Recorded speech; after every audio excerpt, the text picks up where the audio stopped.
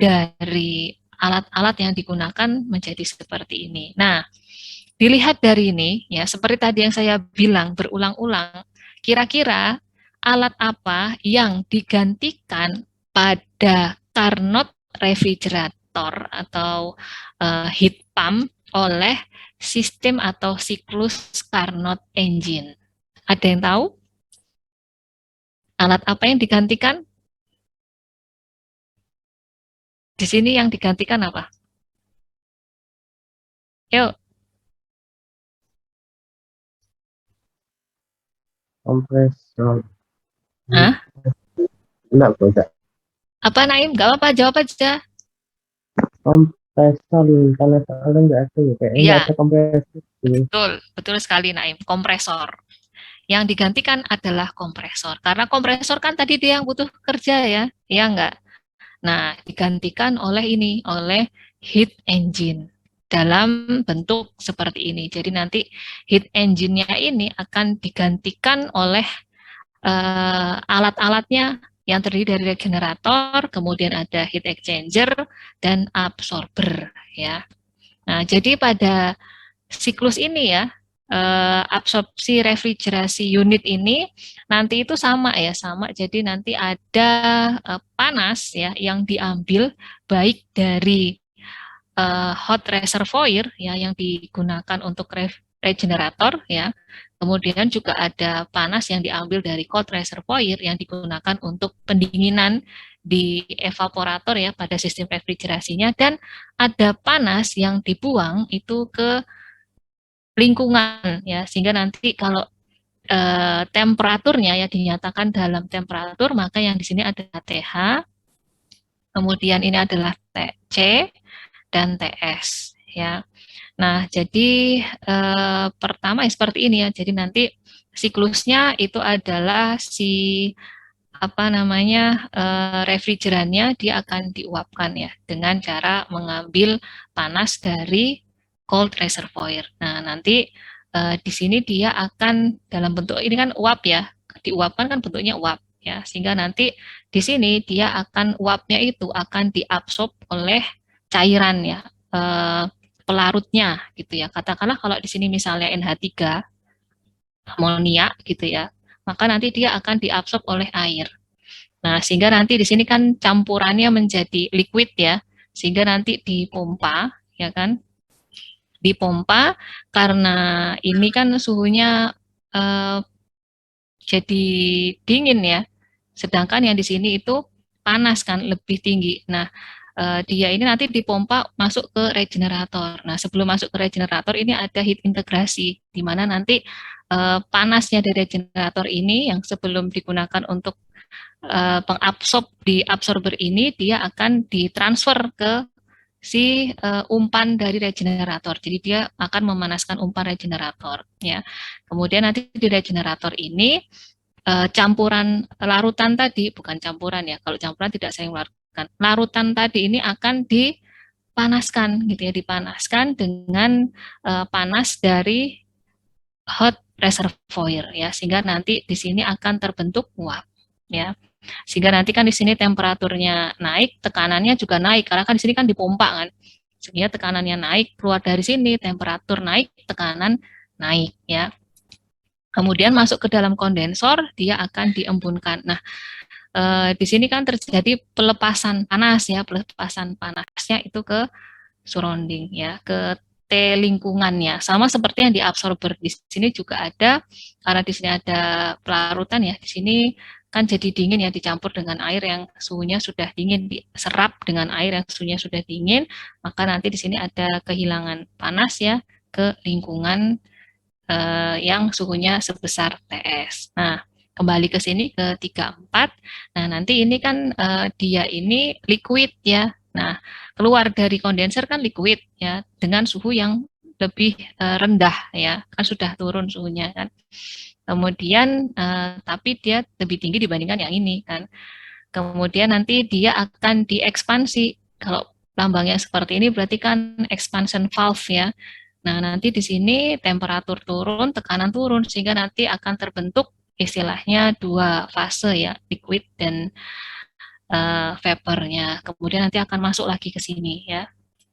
Seperti itu. Jadi nanti di sini istilahnya kalau di sini memang dia ada penyerapan ya, si NH3-nya misalnya ya, si refrigerannya dia akan diserap oleh air. Tapi nanti pada saat masuk ke sini sudah dipisahkan lagi di sini karena yang di sini yang menguap itu adalah si NH3-nya gitu ya. Pure NH3 nanti airnya itu dia akan ke bawah.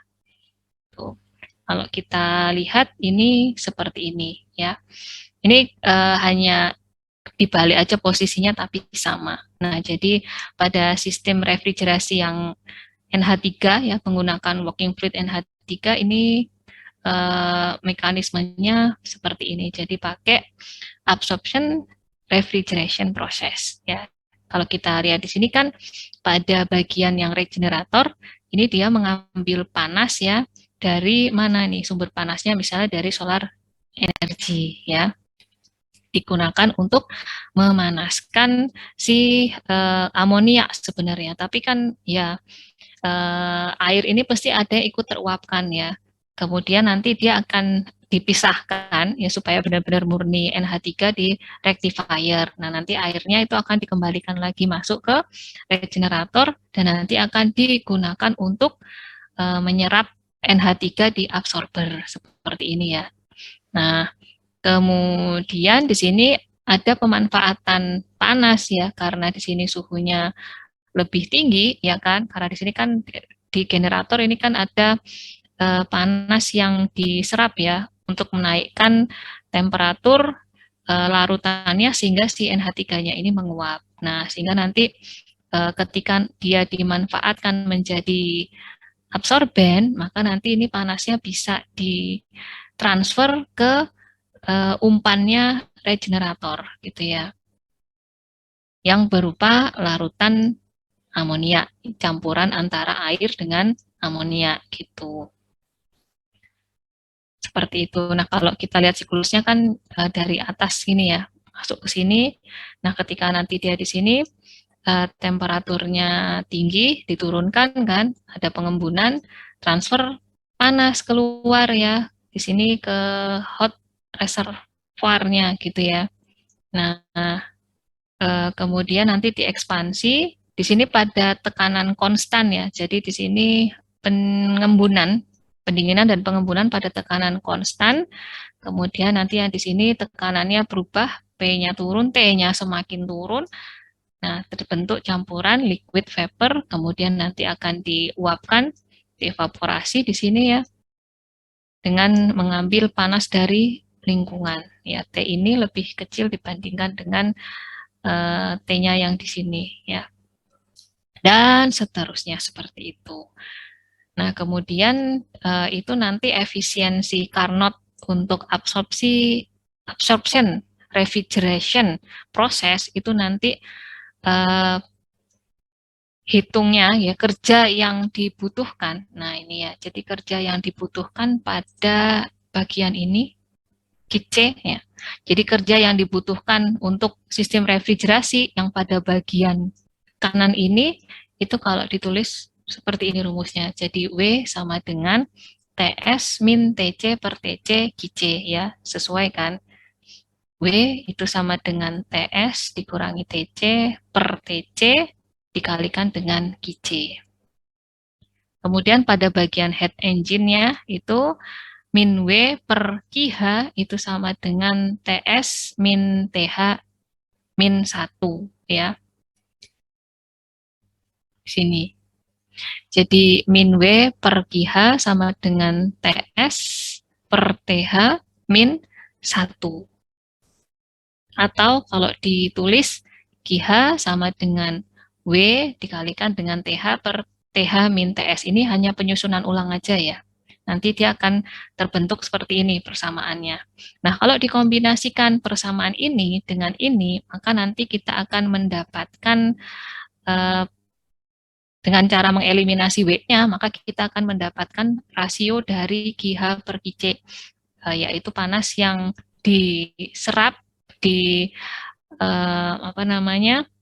hot reservoir-nya dibagi dengan panas yang diserap pada cold reservoir-nya sebesar TH per TH min TS dikalikan TS min TC per TC. Nah, ini. Kemudian yang selanjutnya adalah mengenai heat pump. Ya, heat pump ini kebalikannya dari heat engine. Sebenarnya sama seperti ini ya. Sama seperti ini. Ya, ini kan sama kebalikannya dari heat engine. Jadi heat pump sama refrigerator itu sama gitu. Cuma kalau ya, jadi kalau istilahnya itu yang dipakai, yang dibuang ke ruangan ya, yang dibuang ke ruangan itu nanti kan yang didinginkan yang sebelah sini ya. Nah, nanti kalau jadi ini maksudnya ini adalah yang digunakan itu yang di sini ya. Kita akan mendapatkan udara dingin kan di sini ya. Tapi nanti kalau yang heat pump itu nanti yang dipakai istilahnya itu yang di sini karena dia memanaskan. Ya enggak. Kalau refrigerasi itu kan kita ingin memanfaatkan istilahnya mendinginkan ruangan, tetapi kalau yang heat pump itu ingin memanaskan ruangan. Jadi cuma posisinya aja yang dibalik gitu, tapi secara mekanisme siklusnya itu sama gitu ya. Jadi prinsip dasarnya yaitu dengan memanfaatkan panas yang dibuang pada kondensor ini digunakan untuk menghangatkan ruangan ya pada musim dingin. Jadi untuk negara yang punya 4 musim ya, maka nanti dia itu akan membutuhkan refrigerator dan juga heat pump gitu. Berbeda dengan kita, kalau kita lebih butuh AC ya, jarang sekali yang pakai pemanas. Nah, jadi kalau heat pump itu seperti ini gitu ya. Jadi mekanismenya nanti yang akan dipakai itu adalah panas yang dibuang pada bagian kondenser gitu.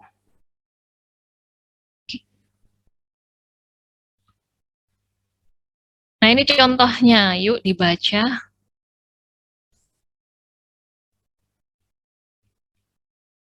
Dibaca. Jeremia Bernardin Arenda ada?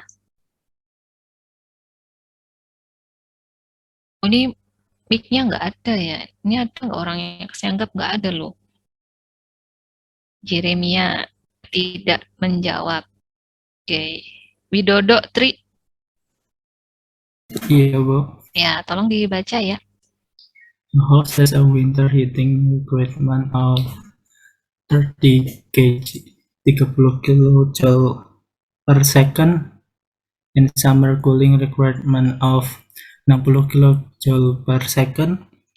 Consider a heat pump installation to maintain the house temperature at 23 degrees Celsius in winter and 25 degrees Celsius in summer.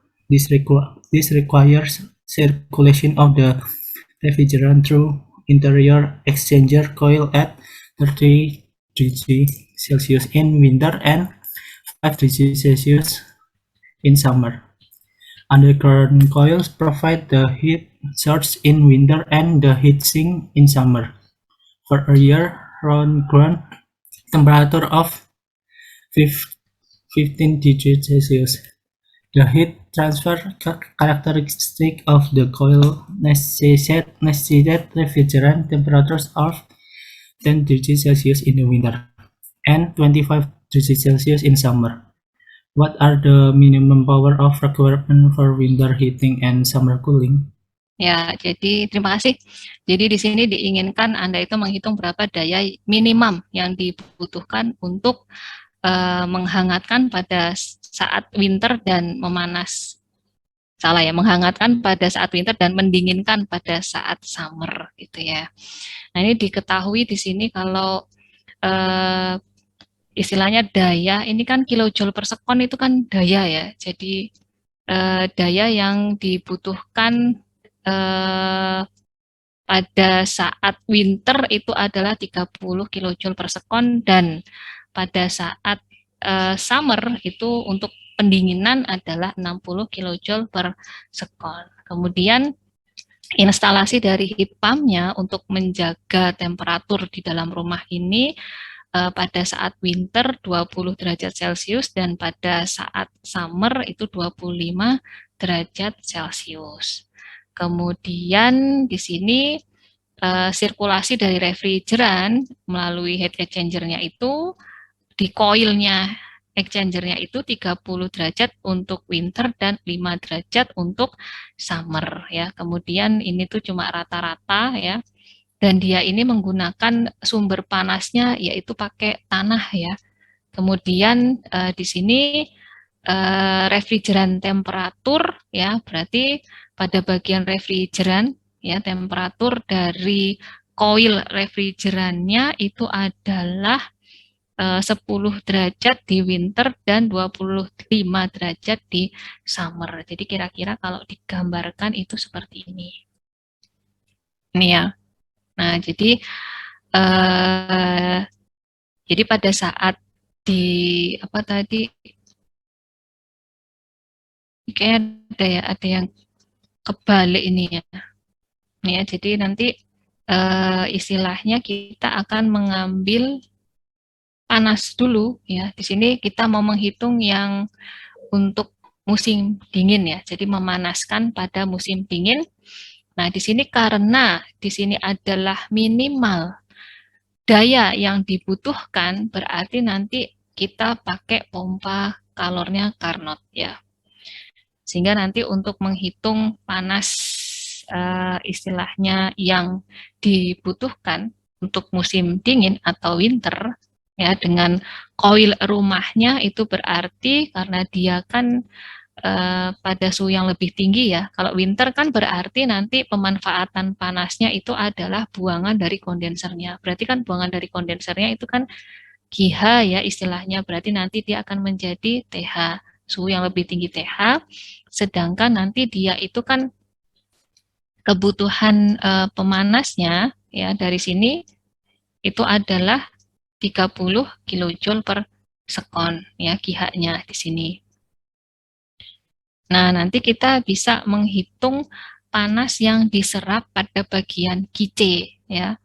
Nah, kemudian temperatur di QC itu adalah temperatur koil necessitate di refrigeran ini ya sebesar 10 derajat Celcius untuk winter. Sehingga nanti kita masukkan rumusnya ya persamaan 54 nanti dibuka lagi di mana QC itu sama dengan min QH TC per TH. Min ini sebenarnya suatu simbol yang menyatakan bahwa di sini itu panas dilepas gitu kan ya.